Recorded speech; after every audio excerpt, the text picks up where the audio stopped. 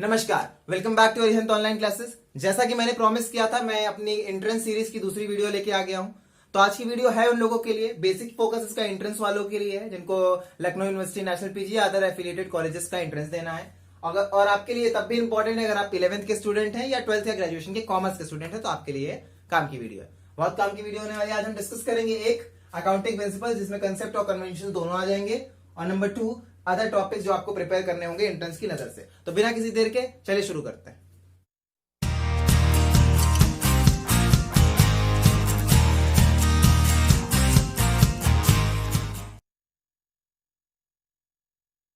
अब बात कर लेते हैं अकाउंटिंग प्रिंसिपल्स की। इसके दो बेसिक पार्टीशंस हैं, एक है कंसेप्ट्स और एक है कन्वेंशन। पहले कंसेप्ट्स पढ़ेंगे, फिर कन्वेंशन समझेंगे। उससे पहले समझ लेते हैं कि अकाउंटिंग प्रिंसिपल क्या है। देखिए, पहले क्या होता था, एक बिजनेस का जो डेटा है, बिजनेस की जो रिपोर्ट्स है, उसकी जरूरत खाली बिजनेसमैन को होती थी, खाली ओनर या प्रोप्राइटर को होती थी।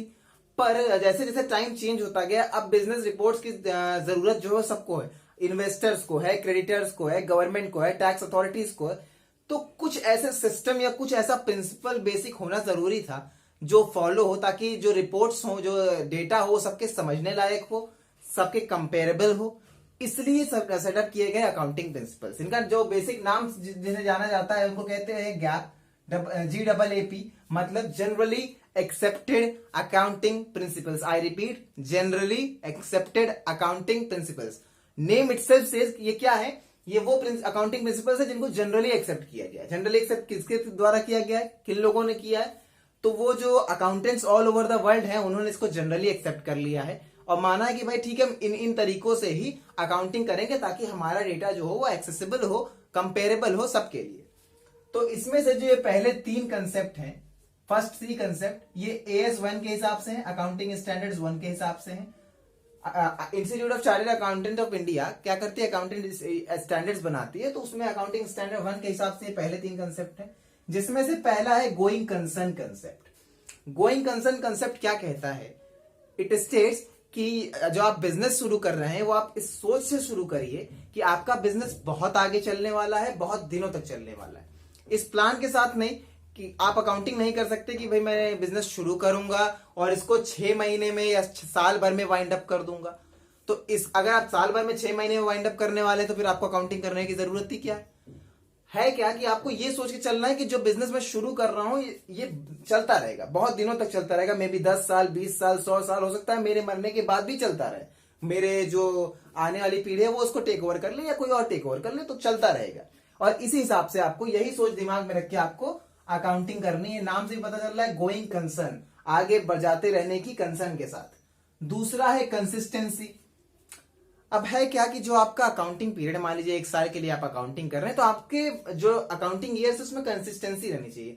ऐसा ना हो कि आपने इस साल तो कुछ और तरीकों से किया है अपना अकाउंटिंग, और अगले साल आप अपना वे बदल दे, अपने रूल्स बदल दे, अपना तरीका बदल दे, क्योंकि तब आपका डेटा आपस में ही कंपेरेबल नहीं होगा। क्योंकि भाई अगर मान लीजिए, एक छोटा सा एग्जांपल देता हूं कि इस साल की सेल्स आप रिकॉर्ड कर रहे हैं रुपीज में, अगले साल आपने कहा नहीं नहीं भाई हम यूरोज में करेंगे, तो दोनों साल का डेटा खुद ही कंपेरेबल नहीं होगा, डिफिकल्ट हो जाएगा।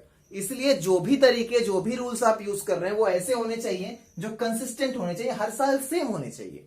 आप उसी तरीकों पे चलते रहें ताकि आपका सारा रिकॉर्ड कंपेरेबल हो और आपका रिकॉर्ड बाकी दुनिया की कंपनी से भी कंपेरेबल हो। अब बात करते हैं तीसरा, अक्रूवल कंसेप्ट की। ये जो फंडामेंटल कंसेप्ट में से तीसरा है, इसके लिए 2 बेसिस समझने पड़ेंगे। बिजनेस ट्रांजेक्शन के 2 बेसिस होते हैं, एक होता है कैश बेसिस, एक होता है एक्रूवल बेसिस। कैश बेसिस ये कहता है कि जब भी किसी चीज में कैश जब तक नहीं इन्वॉल्व होगा तब तक हम उसको रिकॉर्ड नहीं करेंगे। मतलब आपके एक फोन की कंपनी है और मैंने आपसे फोन लिया, मैंने अगर वो फोन क्रेडिट पे लिया है तो वो ट्रांजेक्शन नहीं। जब मैं आपको कैश दे दूंगा आपके लिए वो तभी ट्रांजेक्शन, आप उसको तभी रिकॉर्ड करिए। एक्रूवल बेसिस ये कहता है कि जिस दिन सेल हो गई, जिस दिन आपका काम हो गया, उस दिन आप रिकॉर्ड कर लीजिए, नो मैटर कैश आया है या आने वाला है, दैट्स नॉट अ मैटर। तो अक्रूवल कंसेप्ट के हिसाब से whether cash is involve in the transaction और नॉट, कैश का लेना देना हुआ है या नहीं लेना देना हुआ है, उससे लेना देना हमको भी नहीं है। हमको खाली ये चिंता है कि अगर ट्रांजेक्शन हुआ है, अगर सेल हुई है तो वो रिकॉर्ड करनी है, अगर हमने कोई पेमेंट किया है, मतलब हमने कोई परचेज की है तो वो रिकॉर्ड करना, हमने कैश लिया या दिया है आपस में या नहीं, ये मैटर नहीं करता, दिस डज नॉट मैटर्स। अब चौथा कंसेप्ट है बिजनेस एंटिटी कंसेप्ट, जिसको सेपरेट एंटिटी कंसेप्ट या सिर्फ एंटिटी कंसेप्ट के नाम से भी जानते हैं। ये क्या करता है, ये ऐसे करता है कि जो बिजनेसमैन है और जो बिजनेस है, कंपनी है, उन दोनों को अलग कर देता है। फॉर एग्जाम्पल आप रिलायंस को ले लीजिए, तो रिलायंस अलग है और मुकेश अंबानी, ये दोनों अलग अलग है, इन दोनों का आपस में लेना देना नहीं रखता। मतलब कि अगर बिजनेस में कोई चल के आगे लॉस होता है तो उसके लिए जो बिजनेसमैन है वो पर्सनली लायबल नहीं है। इसका मतलब ये नहीं कि अगर कंपनी लॉस बियर कर रही है तो आप बिजनेसमैन का उठा के घर बेच दीजिए। बिजनेसमैन और कंपनी को दोनों को अलग अलग माना गया है। कंपनी में भी जो भी लॉस प्रॉफिट होगा उससे कंपनी खुद डील करेगी और बिजनेसमैन अपनी लाइफ अलग करेगा, और उसकी जो और भी बिजनेस है वो भी इससे लिंक्ड नहीं होंगे, क्योंकि ये दोनों अलग अलग, इनका आपस में कोई लेना देना नहीं। अगर बिजनेस में कोई लॉस हो रहा है तो बिजनेस के ही फंड से कैसे उसको काउंटर कर सकते हैं, कैपिटल से कैसे उसको संभाल सकते हैं, वो आपको देखना है। लेकिन ये दोनों बिजनेस और बिजनेसमैन, ये दोनों अलग अलग एंटिटी हैं, दोनों एक नहीं है। इसको कहते हैं बिजनेस एंटिटी कंसेप्ट या सेपरेट लीगल एंटिटी या एंटिटी कंसेप्ट। चौथा है, पांचवा है money measurement concept. Money measurement concept देखिए, आप कोई भी चीज रिकॉर्ड करेंगे तो आप कैसे रिकॉर्ड करेंगे, कोई क्वांटिटी तो होनी चाहिए बेसिक। तो मनी मेजरमेंट ये कंसेप्ट कहता है कि सिर्फ वही चीजें रिकॉर्ड होंगी जिनको मनी के टर्म्स में मेजर किया जा सकता है। मनी के टर्म्स में मेजर किया जा सकता है मतलब मेरी फोन की कंपनी है, मैंने आपको फोन बेचा, तो मैं खाली वही रिकॉर्ड कर सकता हूं कि sales of a phone made. अब मैं वहां पे आपके लिए आधा घंटा खड़ा रहा था तो मैं उसको रिकॉर्ड तो नहीं कर सकता ना भाई जब तक फोन बिक रहा तो मैं आधे घंटे खड़ा रहा उसकी, क्योंकि मनी में कोई वैल्यू नहीं है। तो जिन चीजों की वैल्यू मनी में हो हम खाली उन्हीं को, जो मनी में मेजर की जा सके ना, लेकिन आधी चीजें आपको नाम से पता चलेगी, खाली ध्यान से पढ़ने की देर है। जो चीजें मनी में मेजर की जा सकती हो उन्हीं को हम रिकॉर्ड करेंगे, यही आपका money measurement concept. Accounting period concept की बात करें तो अकाउंटिंग के लिए एक पीरियड होना चाहिए। देखिए इसमें भी नाम से पता चला, अकाउंटिंग के लिए एक पीरियड होना चाहिए। देखिए असली प्रॉफिट और लॉस पता करना है तो भाई मान लीजिए सपोज कोई कंपनी 20 साल चली, तो जब शुरू हुई थी और जब खत्म हुई थी तब का कंपेयर कर ले तो पता चल जाएगा असली में प्रॉफिट लॉस कितना हुआ। लेकिन हम कंपनी के वाइंड अप होने का इंतजार नहीं कर सकते कि जब कंपनी बंद होगी तब प्रॉफिट लॉस कैलकुलेट करेंगे, इसलिए हमें एक कॉमन अकाउंटिंग पीरियड रखना पड़ेगा। जैसे यहां पे अभी 1 ईयर का है, मतलब हम हर साल अपना एक अकाउंटिंग पीरियड रखते हैं कि भाई हमारा जो ईयर है वो मार्च अप्रैल से शुरू होता है और मार्च पे एंड हो जाता है, तो इसी में हम अपनी अकाउंटिंग करेंगे। अकाउंटिंग हम एक पीरियड के लिए करेंगे, वो 1 ईयर हो सकता है, 6 मंथ हो सकता है, 3 मंथ्स हो सकता है, 2 ईयर्स हो सकता है। तो एक पीरियड फिक्स कर ले जिसके लिए हम अकाउंटिंग करेंगे और उस पीरियड के एंड होते ही होते हमारी रिपोर्ट्स आ जाएंगी। जैसा 1 ईयर खत्म होते ही फाइनेंशियल रिपोर्ट्स आ जाती है कि आप प्रॉफिट में है, लॉस में है, क्या है वो आपको पता चल जाता है। कॉस्ट कंसेप्ट, इसको कॉस्ट कंसेप्ट के साथ साथ हिस्टोरिकल कॉस्ट कंसेप्ट भी कहते हैं। It is also known as historical cost concept. Historical क्यों कहते हैं मैं समझाता हूं। कॉस्ट कंसेप्ट का मतलब क्या है, कोई चीज आपने परचेज की बिजनेस के लिए, सपोजिंगली आपने एक मशीन ले लिया बिजनेस के लिए जिसकी कॉस्ट है 1 लाख रुपए, तो 1 लाख की आपने मशीन ले ली है, तो आप जब उसको बिजनेस में रिकॉर्ड करेंगे, अपनी बुक्स में रिकॉर्ड करेंगे तो उसको 1 लाख पे रिकॉर्ड कर लेंगे जिसपे आगे डेप्रिसिएशन लगता रहेगा। अब अगले ही साल उस मशीन की कीमत जाके 2 लाख हो जाती है तो आप उसको बढ़ा करके 2 लाख नहीं कर देंगे, आपने जिस कॉस्ट पे खरीदा था आप उसको उसी कॉस्ट पे रिकॉर्ड करेंगे और टाइम टू टाइम उसका जो डिप्रिसिएशन है वो लगता जाएगा। आप उसको मार्केट वैल्यू से उसका आपको कोई लेना देना नहीं है, आपने जिस कॉस्ट में लिया है उसी कॉस्ट पे आप उसको रिकॉर्ड करेंगे। इसी को कॉस्ट कंसेप्ट कहते हैं। और हिस्टोरिकल कॉस्ट कंसेप्ट इसलिए कहते हैं कि मान लीजिए आपने इस साल लिया था, अब आगे वो 1 लाख की मशीन 2 लाख की हो गई, लेकिन आप अभी भी किस कॉस्ट पे, जिस कॉस्ट पे आपने लिया था, तो ये पास्ट की बात करता है, इसलिए इसको हिस्टोरिकल कॉस्ट कंसेप्ट भी कहा जाता है। मैचिंग कंसेप्ट, ये बहुत इंपॉर्टेंट कंसेप्ट है। मैचिंग कंसेप्ट, इसको समझने की कोशिश करिएगा। जिस ईयर का आपका रेवेन्यू है, जिस अकाउंटिंग पीरियड का, ईयर से अच्छा टर्म होगा अकाउंटिंग पीरियड, जिस अकाउंटिंग पीरियड का आपका रेवेन्यू है उसी अकाउंटिंग पीरियड के एक्सपेंसेस मैच करने चाहिए, साथ में रखने चाहिए। मान लीजिए आपने एक वो बेचा, एक आपने लैंड बेची, ठीक, एक लैंड नहीं, एग्जांपल के लिए चेंज करके एक मशीन कर लेते, आपने एक मशीन बेची, तो जिस अकाउंटिंग पीरियड मान लीजिए इसको आपने 2020 में बेची, तो 2020 के जो एक्सपेंसेस होंगे इस मशीन पे जो एक्सपेंसेस थे वो मैच करने चाहिए इसी साल से। अगर आप इसको 2019 के एक्सपेंसेस को और इस साल के रेवेन्यू को कंपेयर करेंगे तो आपको पास एग्जैक्ट डेटा नहीं आएगा। जिस ईयर का रेवेन्यू होना चाहिए उसी ईयर का एक्सपेंस, इसको सिंपल भाषा में ऐसे ही समझ लीजिए कि जिस ईयर का एक्सपेंस हो उसी ईयर का रेवेन्यू हो, तभी कंपेयर किया जा सकता है। तो ये मैच करना चाहिए। मतलब period of revenue and period of expense दोनों आपस में मैच करने चाहिए। अब है इस समय का आखिरी कंसेप्ट जो है वो है dual aspect concept. Dual aspect concept of accounting says everything in accounting has two effects. दो इफेक्ट होगा, नाम से पता चल रहा है ड्यूअल, दो एस्पेक्ट होंगे। कोई चीज अगर कहीं डेबिट हो रही है तो वो कहीं क्रेडिट भी होगी। कोई चीज अगर आप देखिए, आपने मान लीजिए आपने फोन लिया, तो आपने फोन लिया तो आपके पास एक फोन तो आया, तो आपके असेट्स में एक इंक्रीज तो हुआ फोन का, लेकिन जो आपका कैश है वो कम भी तो हुआ। तो दो असर हुए ना इसके, कि आपका पैसा कम हो गया, आपके पास गैजेट बढ़ गया। अपनी भाषा में समझिए, आपका पैसा कम हो गया, आपके पास गैजेट बढ़ गया।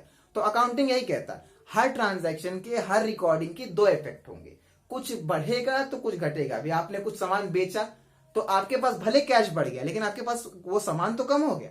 तो उसके दो इफेक्ट हुए, एक तो सामान कम हुआ, एक आपका कैश या आपका पैसा बढ़ा। Same goes with the purchase, आपने सामान लिया तो आपका कैश कम हुआ और वो हुआ, और परचेज में एक सामान बढ़ गया। तो यही डुअल एस्पेक्ट कंसेप्ट बताता है कि आपके जो भी ट्रांजैक्शन होगा, जो भी होगा, उसका दो इफेक्ट होगा, दो साइड उसका असर पड़ेगा। तो ये थे अकाउंटिंग कंसेप्ट्स। अब आ जाते हैं अकाउंटिंग कन्वेंशंस पे। तो कन्वेंशन पे आने से पहले समझ लेते हैं कन्वेंशन को कंसेप्ट से अलग क्यों रखा गया है। जो कंसेप्ट थे उनको लीगली एक्सेप्ट किया गया है, लीगली उनको एक्सेप्ट किया गया है, लेकिन जो कन्वेंशन है ये जनरल एक्सेप्टेंस से चलते हैं, मतलब आपके हमारे एक्सेप्टेंस से चलते हैं। तो कन्वेंशन 3 है, ज्यादा नहीं है, उसकी तरह बहुत सारे नहीं, खाली 3 कन्वेंशन है जो आपको पढ़ने हैं। पहला है कन्वेंशन ऑफ फुल डिस्क्लोजर। होता क्या है कि जो हम डेटा बनाते हैं उसके, अब आज के टाइम पे उसके दो तरह के यूजर होते हैं, एक होते हैं इंटरनल यूजर्स और एक होते हैं एक्सटर्नल यूजर्स। इंटरनल यूजर्स में तो आप खुद आ जाते हो, आपका कंपनी का मैनेजमेंट आ जाता है, आपके एम्प्लॉयज आ सकते हैं जो खुद यूज करेंगे डेटा को। लेकिन अब जो आपका डेटा है उसके एक्सटर्नल यूजर्स भी हैं, ये आपके कस्टमर हो सकते हैं, गवर्नमेंट हो सकती है, टैक्स अथॉरिटी हो सकती है, क्रेडिटर्स हो सकते हैं, इन्वेस्टर्स हो सकते हैं, कोई कंपटीटर हो सकता है, कोई ऐसा हो सकता है जो आपकी कंपनी को खरीदना चाह रहा हो, मतलब जिसका भी कोई ना कोई इंटरेस्ट आपकी कंपनी से लाई करता है, आपकी कंपनी में लाई करता है, वो आपके डेटा का एक्सटर्नल यूजर हो सकता है।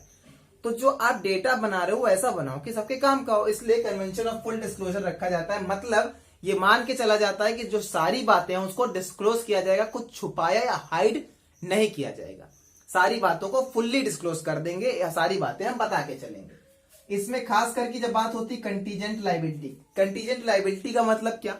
कंटीजेंट लायबिलिटी का मतलब कोई ऐसी लायबिलिटी जो अभी तो आपके ऊपर नहीं है, लेकिन नियर फ्यूचर में आ सकती है और नहीं भी आ सकती, दोनों की अपॉर्चुनिटी है, और आपने उसको क्या किया, छुपा लिया।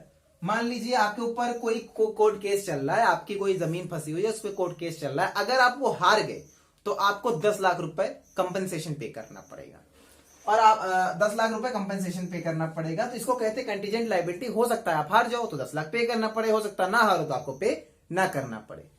तो अब इस एग्जांपल से समझाता हूं कि क्यों फुल डिस्क्लोजर जरूरी है।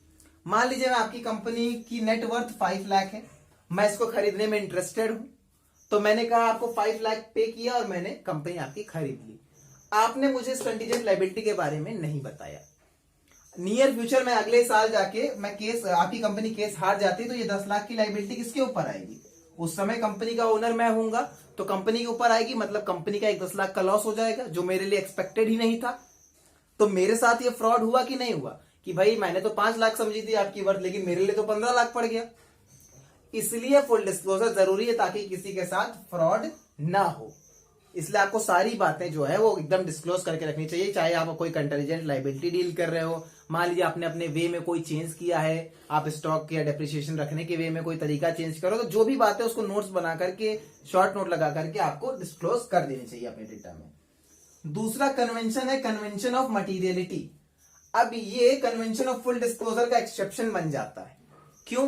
फुल डिस्क्लोजर का मतलब ये नहीं कि आप कुछ भी बताना शुरू कर दें, कि जो हमारे काम का हो या आपके काम का ना भी हो, आप वो भी बता रहे हैं कि हमारा मैनेजर जो है वो 1 कप चाय पी रहा है, उससे हमें क्या लेना देना। फुल मटेरियलिटी का मतलब है कि जो चीजें यूजर के, जो डेटा को यूज करेंगे, चाहे इंटरनल या एक्सटर्नल, उनके काम की हो, सिर्फ वही चीजें बताई जाए। उसमें सब कुछ नहीं उठा के भर देना कि आपने लिखते चले गए।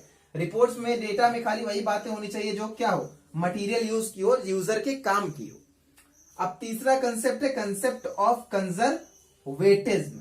कन्वेंशन ऑफ कंजर्वेटिज्म आपसे ये कहता है कि all the anticipated losses should be recorded but all the anticipated gains should be ignored. मतलब हर वो लॉस जो आपको लगता है कि हो सकता है उसको आपको रिकॉर्ड कर लेना चाहिए, पर हर वो गेन जो अभी आपको हुआ नहीं और आपको लगता है कि आपको हो सकता है उसको रिकॉर्ड करने की कोई जरूरत नहीं है। This is the convention which is set. क्योंकि अगर आप अनरियलाइज गेन को रिकॉर्ड कर लोगे तो आप अपना प्रॉफिट बढ़ा लोगे, जबरदस्ती का हो सकता है वो हो भी ना। लॉसेस बढ़ा लेने से तो भाई आपको बाद में फायदा ही होगा। मान लीजिए आपने एक लॉस सोचा था 10,000 का, आपने उसको रिकॉर्ड कर लिया तो आपका प्रॉफिट इस साल कम हो गया। तो अगर वो लॉस नहीं हुआ तो अच्छी बात है, आपके पास 10,000 ज्यादा आ गए। लेकिन अगर आप प्रॉफिट के केस में ऐसा कर लोगे तो आपको दिक्कत होगी। आपने सोचा मेरा प्रॉफिट 10,000 है, ज्यादा है इस बार, आपने उस हिसाब से कुछ खर्चा कर लिया और प्रॉफिट हुआ ही नहीं, तो आप लॉस में चले जाओगे। इसलिए ऑल द एंटिसिपेटेड लॉसेस, वो लॉसेस जो आप सोच रहे हैं हो सकता है, उनको जरूर रिकॉर्ड करिए। और अगर कोई ऐसा अनरियलाइज गेन है जो आपको लग रहा है कि हो सकता है आपको फायदा हो जाए, उसको रिकॉर्ड करने की कोई जरूरत नहीं जब तक कि वो हो ना जाए। This is the convention of conservative. तो ये वो 3 कन्वेंशन थे। अब बात कर लेते हैं हम कुछ और टॉपिक्स की जो आपको पढ़ने की जरूरत हो सकती है एंट्रेंस के नजर से। वीडियो के एंड में आ जाते हैं उन अदर टॉपिक्स पे, वो अलग अलग टॉपिक्स जो आपके एंट्रेंस के लिए और इंपॉर्टेंट हो सकते हैं अकाउंट्स में से। तो कंसेप्ट्स को या अकाउंटिंग प्रिंसिपल्स को तो मैंने क्लियर कर दिया, और भी कई टॉपिक हैं जो इंपॉर्टेंट हैं, उनको डिस्कस कर लेते हैं। लेकिन एक बात आपको समझनी होगी कि पढ़ना आपको ही होगा, क्योंकि अकाउंट्स एक ऐसा सब्जेक्ट है जो, खुद सोचिए ना कि जो आप 2 साल पढ़ने के बावजूद भी आप एंट्रेंस के लिए अगर गाइडेंस ढूंढ रहे हो या वीडियोस तलाश रहे हो, तो इसका मतलब आप समझ सकते हो कि क्या डिफिकल्टी लेवल है। प्लस कोई भी ऐसा आदमी नहीं होगा जो आपको सीधे सीधे बता दे कि भाई ये चीजें आने वाली हैं और ये चीजें इंपॉर्टेंट है, क्योंकि no one can be 100% sure. Exactly कोई आपको नहीं बता सकता।